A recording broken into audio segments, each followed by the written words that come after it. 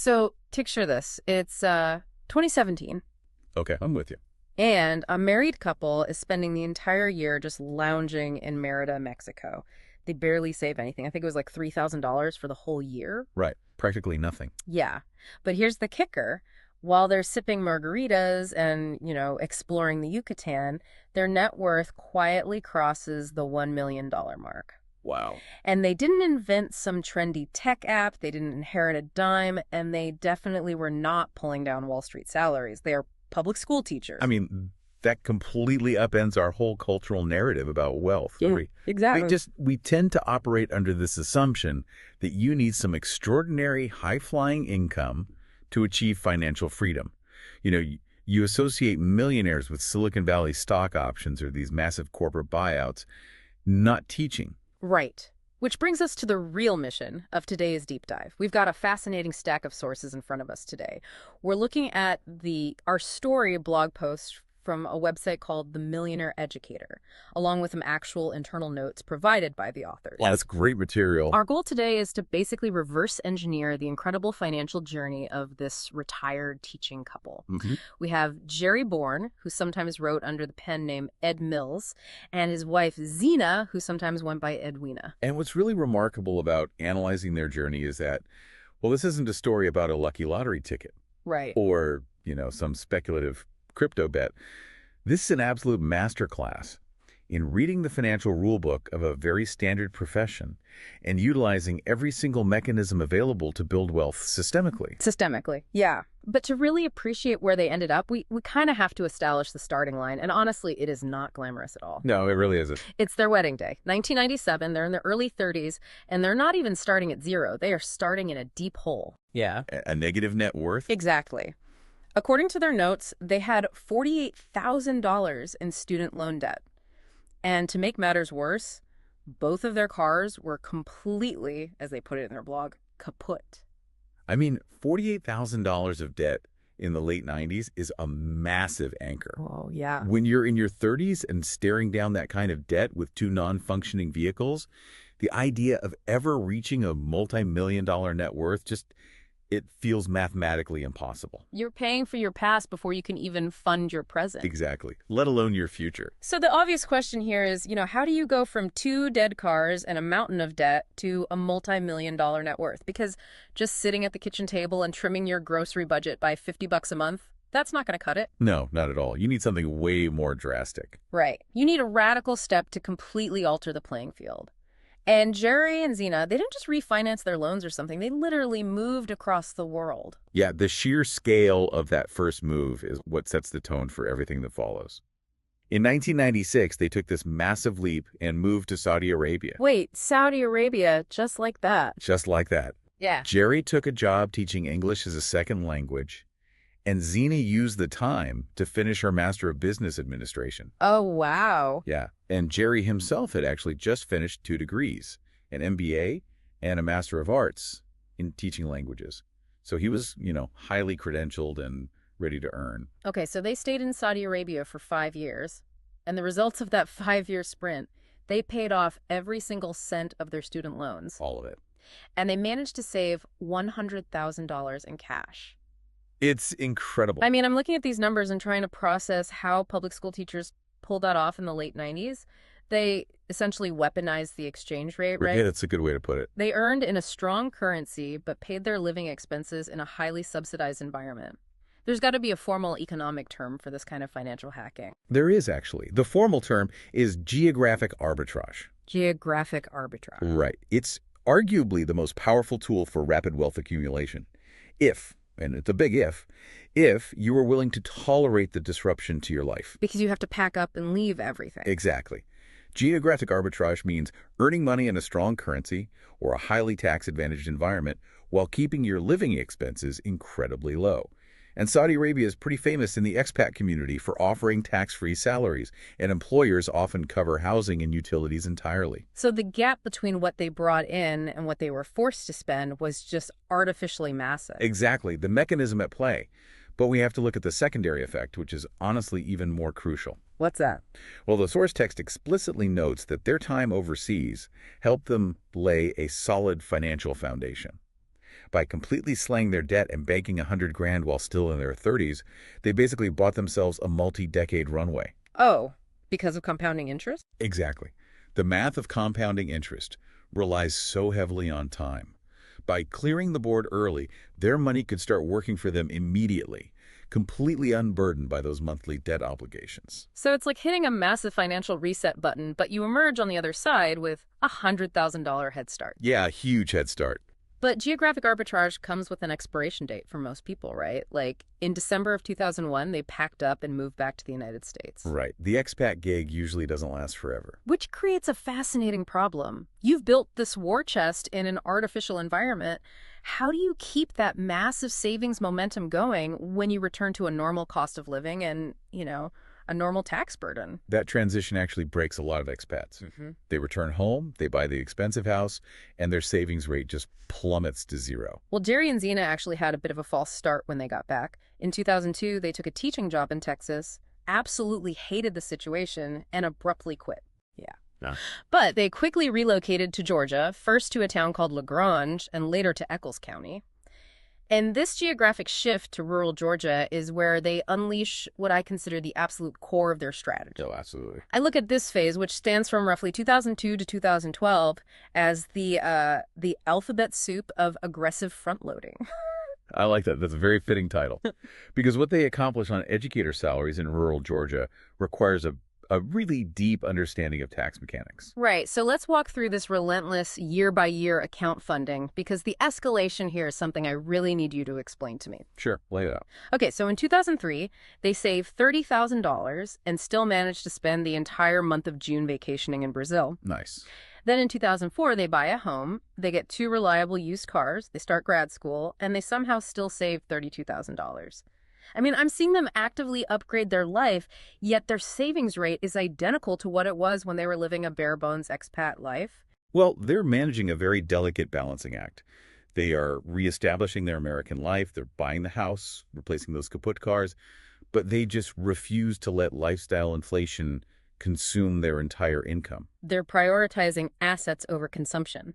Precisely. But the engine really goes into overdrive the next year. In 2005, they save $50,000. The notes show they are fully maxing out their 403B accounts, their individual retirement accounts, and Jerry's 457 plan. Yeah, the alphabet soup starts here. Right. And in 2006, their son is born, and immediately they open a Coverdell educational savings account. Smart. Fast forward to 2010. They hit a net worth of $545,000. They are fully funding the 403B, the 457, the IRA, the Coverdell ESA, plus an employer retirement annuity. They're just stacking these accounts. And then we hit 2011. The source explicitly states they saved $85,150 in a single 12-month period. Okay, I have to stop here. Yeah, that number is staggering. I am looking at the salary data for rural Georgia teachers. A teaching couple might make around $100,000 combined, maybe a bit more with their master's degrees. How does a household funnel $85,000 into savings when they barely make 6 figures gross? The math seems completely broken. The math looks broken until you understand the mechanics of the public sector tax code. The secret here lies in a massive loophole, or, well, a fully legal feature of government employee benefits. Okay, break that down for me. So in the private sector, most corporate employees are familiar with the 401k. You put a portion of your paycheck in before taxes are taken out, which lowers your taxable income for the year. Right. If I make $100,000 and I put $20,000 in my 401k, the government taxes me as if I only earned $80,000. Pretty standard. Right. But for educators and nonprofit workers, the equivalent is the 403b. Same basic idea, right? Same basic idea. But here is the specific mechanism that Jerry calls magical.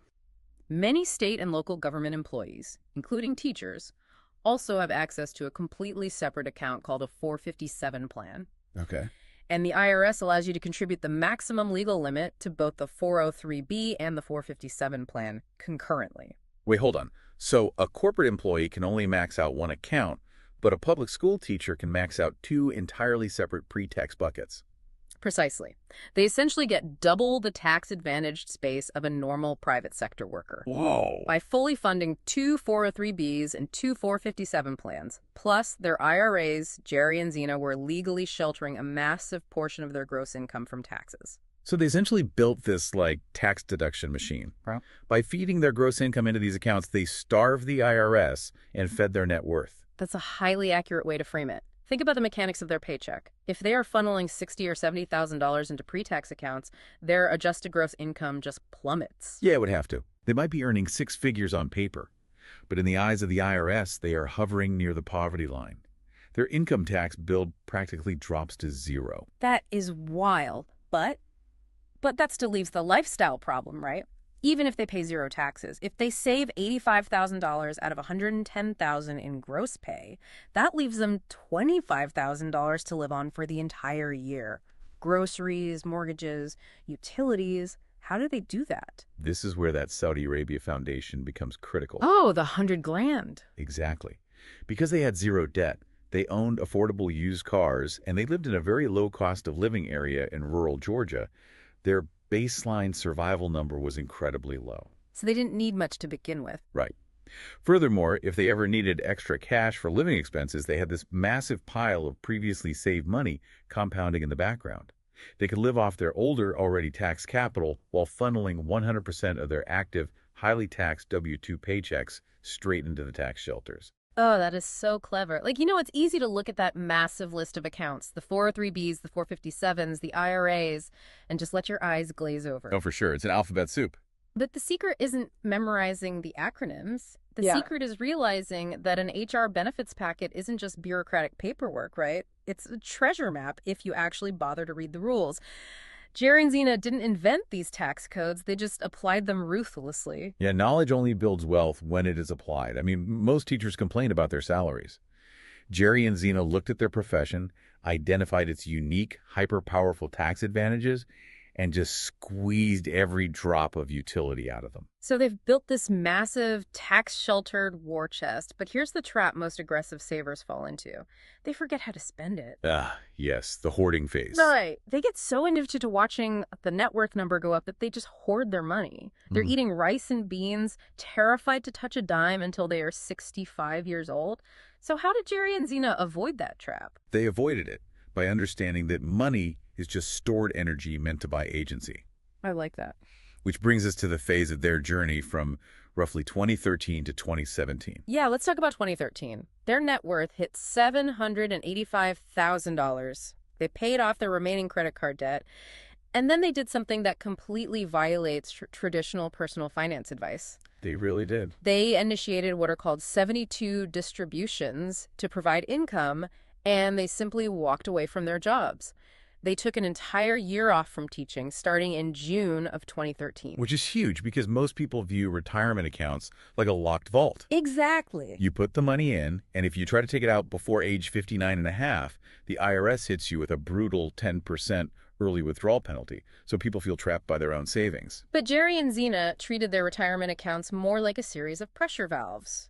Can you explain the mechanism of a 72T distribution? How did they get their money out without getting hammered by penalties? So the 72T distribution is a specific, somewhat obscure IRS rule. It allows you to take early, penalty-free withdrawals from your retirement accounts at any age. Any age. Any age.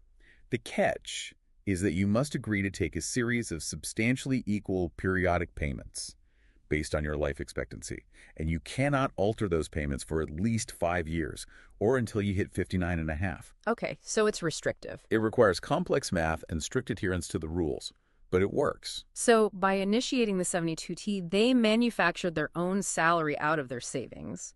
It proves they didn't just know how to aggressively stuff the money in, they understood the complex plumbing required to get it back out. Yeah, it completely redefines retirement. Retirement's no longer an age. It is a state of agency. And they used that agency to its absolute limit. In 2014, they continued their sabbatical with an extended trip to Cancun.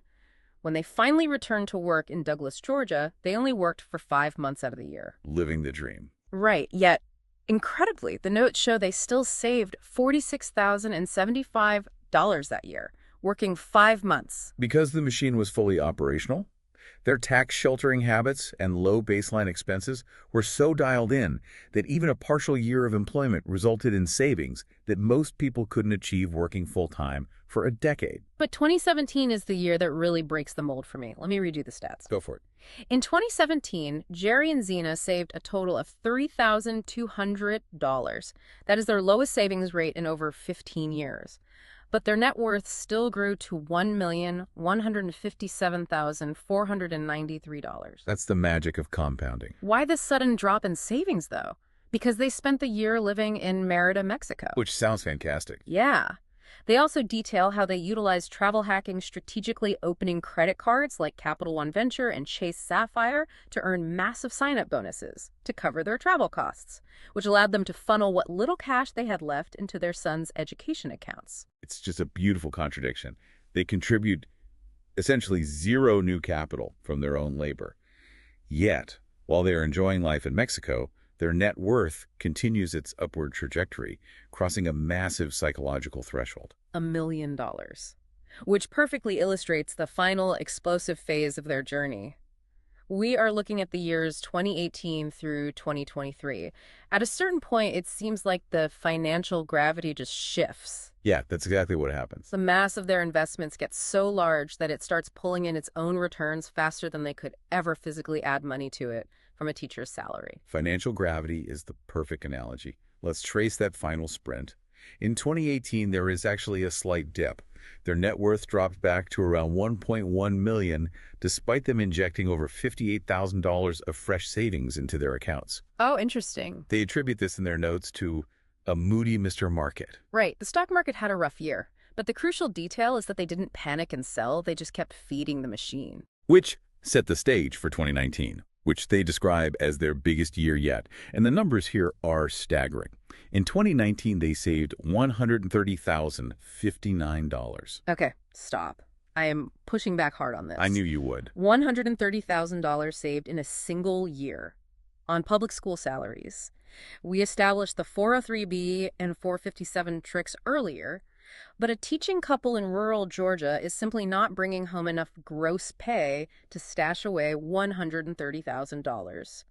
Where is that phantom money coming from? Break down the math for me. Okay, to reach that number, you have to look beyond just their base salary deductions. First, they fully funded their 457s, putting in $50,000 total across Jerry and Zena's accounts. Right. Then they fully funded their 403Bs, putting in another $50,000. Right. That gets you to $100,000 in pure pre-tax W-2 deferrals. Which requires them to be living entirely off of outside capital or previous savings to survive, since their entire paychecks are vanishing into these accounts. Correct. But to get from $100,000 to $130,000, they captured every secondary mechanism available. Like what? They maxed out their individual retirement accounts. They captured matching contributions from their employers, which is essentially free money added to their savings total that doesn't come out of their paycheck. Oh, right. And crucially, they utilized high-deductible health plans, or HDHPs, specifically so they could max out a health savings account. Now, why go out of your way to use a high-deductible health plan? Most people hate high deductibles. Because it is the only way to gain access to a health savings account, or HSA, and the HSA is arguably the ultimate tax shelter in the American financial system. How so? It is triple tax advantaged. You put the money in tax-free, it grows tax-free, and as long as you withdraw it for medical expenses, it comes out tax-free. They weren't just saving money, they were meticulously eliminating tax drag across every facet of their financial lives. That's brilliant. And the notes also mention they front-loaded their son's UTMA and 529 plans during this time. Yes.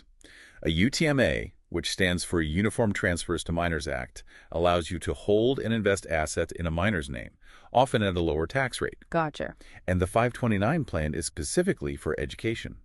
The money grows tax-free as long as it is used for qualified schooling costs.